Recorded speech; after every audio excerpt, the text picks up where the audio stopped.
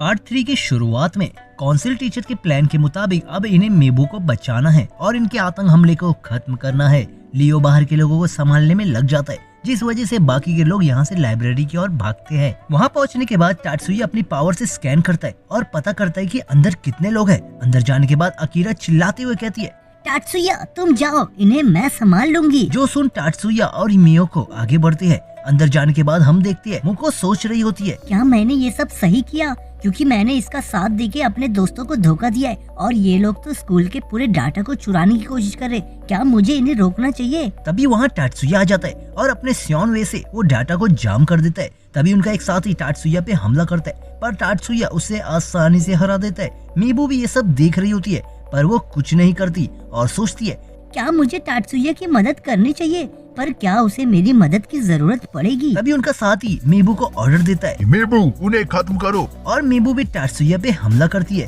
पर टात्सुया मीबू के हमले को आराम से रोक देता है। जो देख मीबू वहाँ से भागती है। मीबू को भागता हुआ देख मियोको भी मीबू के पीछे भागती है, पर टात्सुया उन्हें रोकते हुए कहता है, घबराओ मत, अरिका लाइब्रेरी के पास खड़ी है, वो उसे आसानी से रोक लेगी। बाहर की तरफ हम केंजू ग्रुप के कैप्टन को देखते हैं, जो कि वहाँ से भाग रहा होता है, पर बदकिस्मत से वो भी पकड़ा जाता है। शाम को हॉस्पिटल में मीबू को जब होश आता है तो वो कहती है, मुझे माफ कर दो, मुझे नहीं पता था मेरे साथ क्या हुआ। मैंने अपने छोटी सी गलती की वजह से वो क्लब को ज्वाइन कर लिया था। खासकर टात्सुया, मैं तुमसे माफी मांगना चाहती हूँ। टात्सुया कहता है, हम सबने तुम्हें माफ किया मीबू, हमें पता है तुम्हारा उसने ब्रेन वॉश किया है, तो अब टेंशन मत लो। तभी वहाँ काउंसिल टीचर आती है और वो बताती है, मैंने एंटी मैजिक सीक्रेट ग्रुप को ढूंढ लिया है, तो हमें अभी चलना होगा। टात्सुया कहता है, हाँ पर हम सब नहीं जाएंगे, हम में से कुछ ही लोग वहाँ पे जाएंगे। वहाँ आने के बाद टात्सुया अपनी पावर से स्कैन करता है और वो देखता है कि यहाँ पे बहुत ज्यादा लोग हैं और वो भी हथियार के साथ।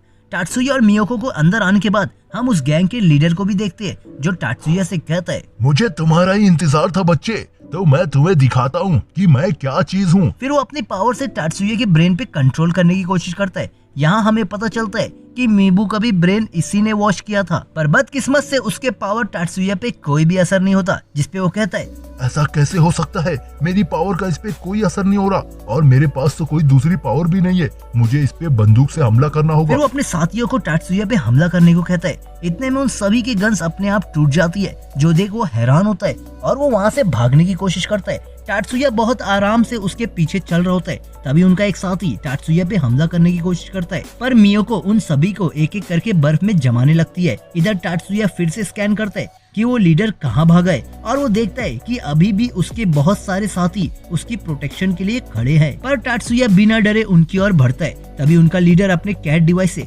टात्सुया की बंदूक को बंद करने की कोशिश करता है, पर टात्सुया की ये बंदूक मैजिक वाली गन नहीं थी, जिस वजह से टात्सुया उस गैंग लीडर के एक एक साथी को खत्म करने लगता है। एंटी मैजिक का लीडर एकदम डर जाता है, क्योंकि वो अब कहीं भी भाग नहीं सकता। और तभी टात्सुया के दोस्त भी वहाँ आ जाते हैं और वो लोग इस वक्त इतने गुस्से में थे कि वो लोग उसका एक हाथ भी काट देते हैं। फिर फोर्स के आने के बाद उस लीडर को अरेस्ट किया जाता है। हॉस्पिटल में हम मीबू को देखते हैं, जो कि पूरी तरह से ठीक हो गई है। मीबू के फादर टात्सुया से कहते हैं, मुझे पता नहीं मैं आपका शुक्रिया कैसे करूँ, पर मैं भी मीबू को काफी वक्त से नोटिस कर रहा था, पर चलो अच्छा है तुमने इसे ठीक कर दिया। इसके बाद हम अरिका को देखते हैं, जो टात्सुया से कह रही होती है, तुम्हें पता है तुम्हें मीबू पसंद करती है, लेकिन तुम्हें तो कोई फर्क नहीं पड़ने वाला। शाम को हम मियोको और टात्सुया को देखते हैं, जो अपनी सेंसी के साथ ट्रेनिंग कर रहे होते हैं। तभी टात्सुया महसूस करता है कि कोई उन्हें देख रहा है, जिसपे टात्सुया उसे बाहर आने को कहता है और हम देखते हैं कि ये तो स्कूल की काउंसलिंग टीचर है। टात्सुया कहता है, क्या मैं जान सकता हूँ कि आप यहाँ पे क्या कर रही हैं? जिसपे उनके सेंसी बताता है,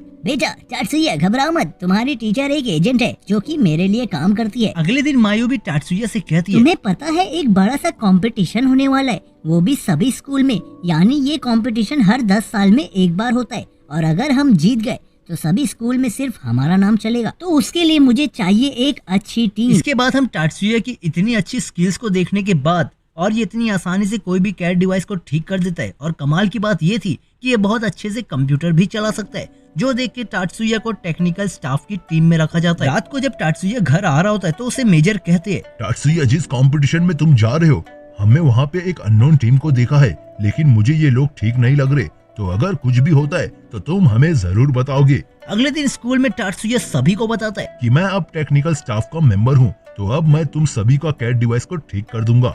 कंपटीशन के दिन हम देखते हैं कि उनका ग्रुप बस में बैठा होता है और वो लोग कंपटीशन की ओर जा रहे होते हैं, पर टाटसुया दूसरी तरफ से आ रहा होता है, यानी वो बस में नहीं कार में आ रहा होता है। तभी हम देखते हैं कि कुछ वैन्स उन बस की ओर आ रहे होते हैं और एक वैन जलती हुई उस बस की ओर आती है, पर मियो को अपनी पावर से उससे रोक लेती है। कंपटीशन एरिया में आने के बाद टाटसुया मियो से कहता है, मुझे ऐसा लग रहा है कि ये एक्सीडेंट जानबूझ के कराए गए।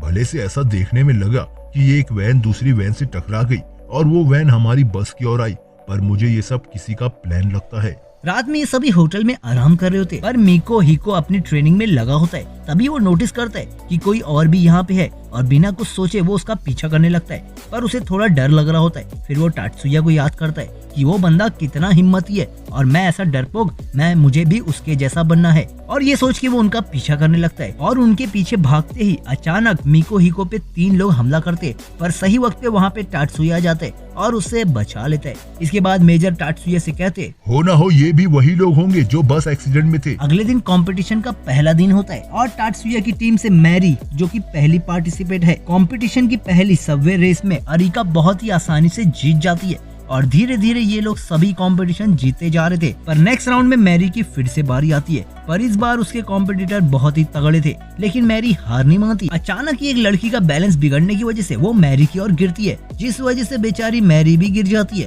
और उसे बहुत ज्यादा चोट लगती है। तो दोस्तों इसी के साथ यहाँ हमारा पार्ट 3 खत्म होता है। तो कैसा लगा आप सभी को पार्ट 3 कमेंट करके जरूर बताओ। तो मिलते हैं एक नए एनीमे में।